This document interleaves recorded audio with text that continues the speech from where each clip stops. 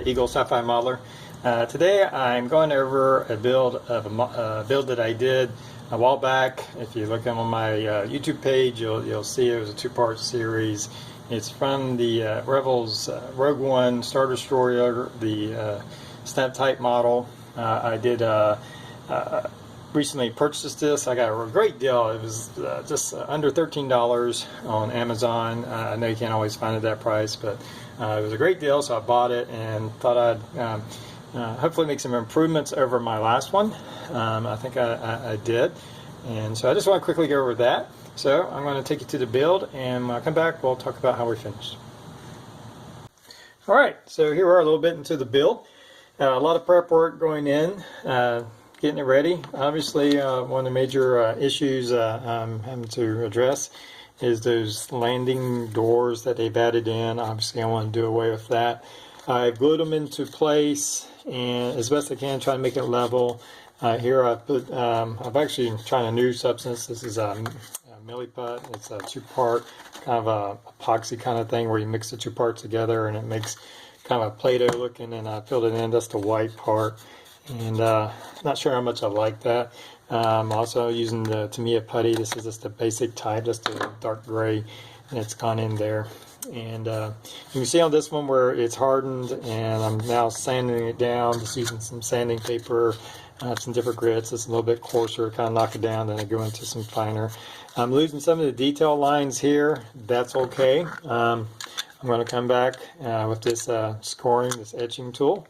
And I'll try to, I can still see where the lines are at, and I can come back and put those lines back in there. And I'll also blend in the lines cut across the paths of where I puttied, so it'll look more uniform.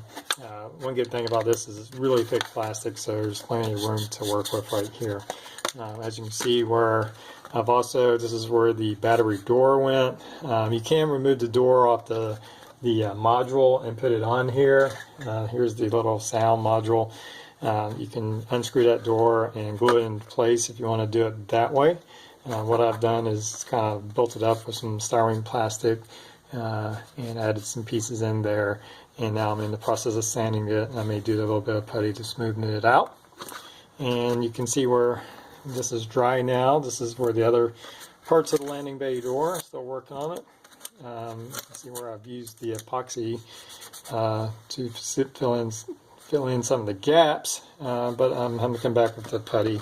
And again, I'll take my sanding paper and I'll start sanding this down to kind of get it nice and smooth. Like I said, if I go down a little bit and start losing some of the line detail, that's okay. We can come back and score back over it. And again, this is a fairly rough sandpaper. I believe this is about 200, 220 grit that I'm using right now. You don't want to go too coarse, or you'll dig into the plastic real far, and it'll be much harder to get it out. So we're just working on that. I may have to do another little coat, and that's what I'm doing to take out that. So this is this detail work. Another thing that I'm doing is I'm removing, this is a snap type model, and it has all these plugs where it snaps in.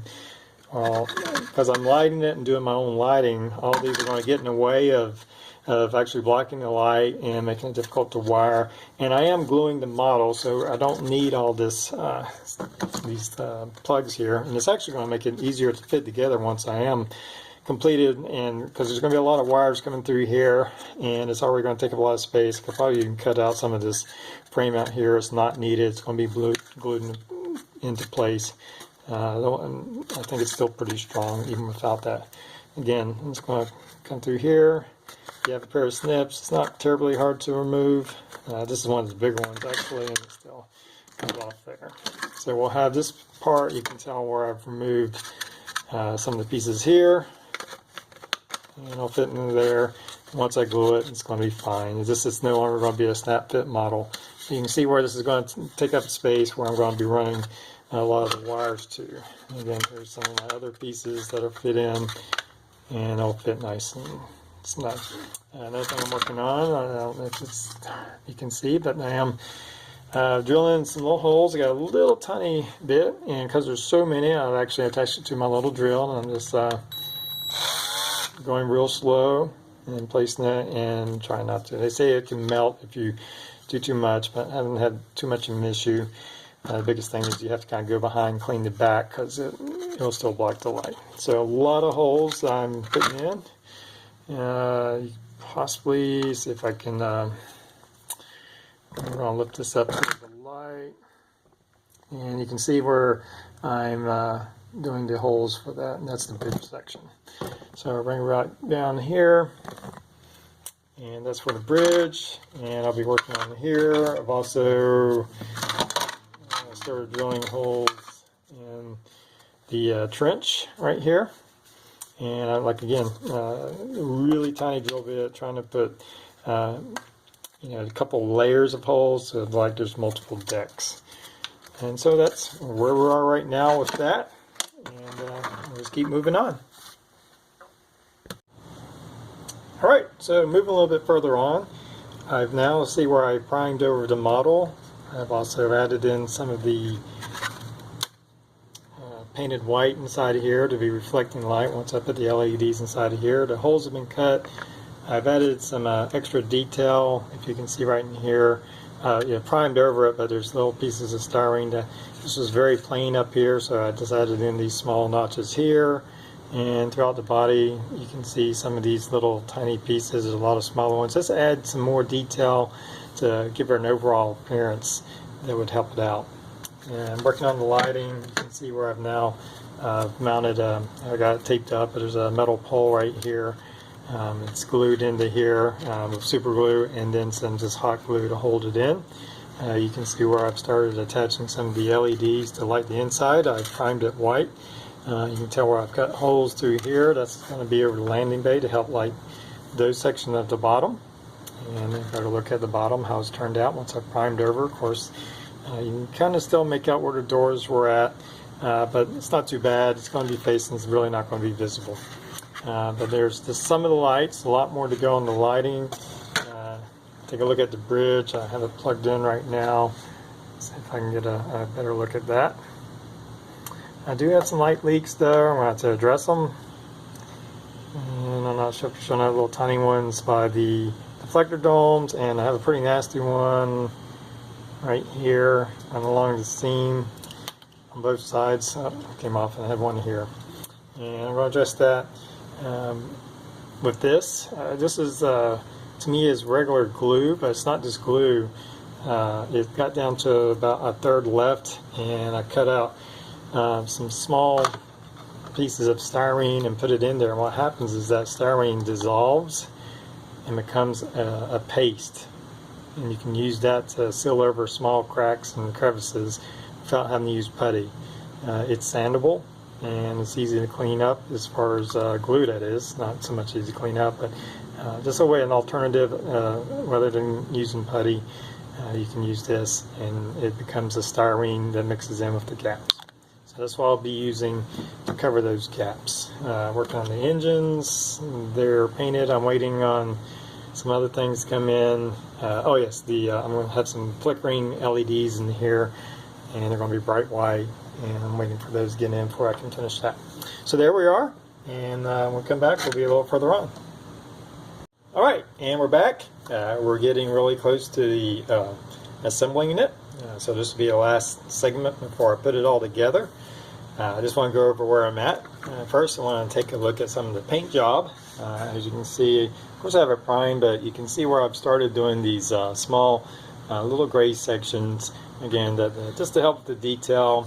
I try to keep them very small to add on to help the scale of the model look correct. So there's a little bit of the painting I've been working on, and that was simply just masking off with tape little tiny areas and then using my airbrush to paint over. As far as the lighting, you can see where I'm working on the back section of the ship that comes up into the bridge. I have some LEDs mounted here. I'm getting them wired together. Here's the top piece for that. It'll fit in here, and it'll cover up, and then it'll light that section. Of course, I have the bridge section lit.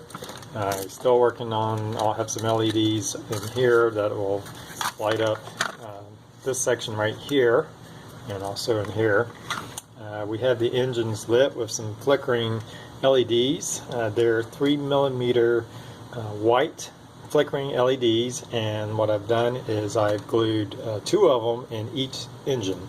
So I got that set up real quick. We'll take a quick look at that and demo that out. So you can get a little of the flickering effect. I think it turned out pretty well. Pretty happy with that.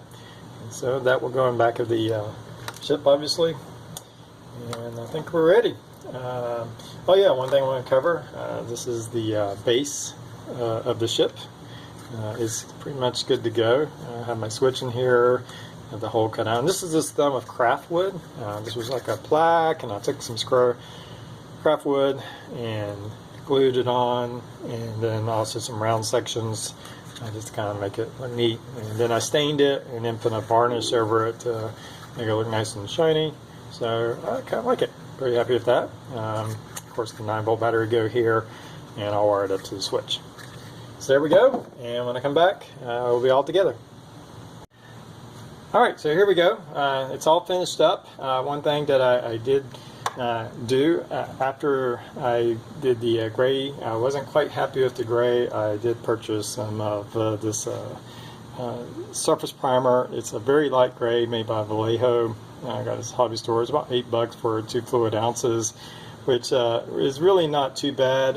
Most of their are smaller. These are just a little over ½ ounce, running about $3.50. So you get a lot more paint. And I tend to use a lot of grays, so it's a good price. So I went with the light gray to go back over it, tone it down to get it more to probably what you see on the box art at least. And in the movies, they tend to be a light color, if not white.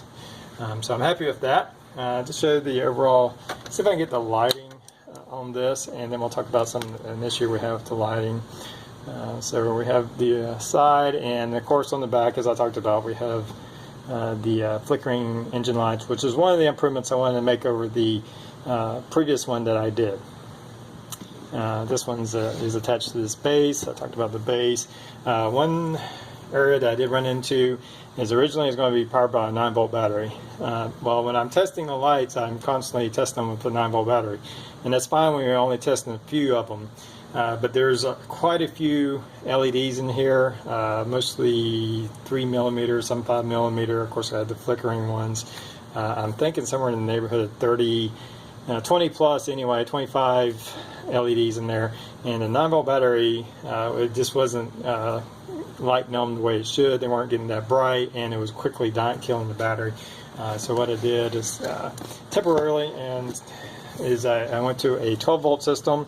I bought this little holder, and it holds 8 1.5 AA batteries, and of course add that all together gives you 12 volts, and that seems to be doing a much better job.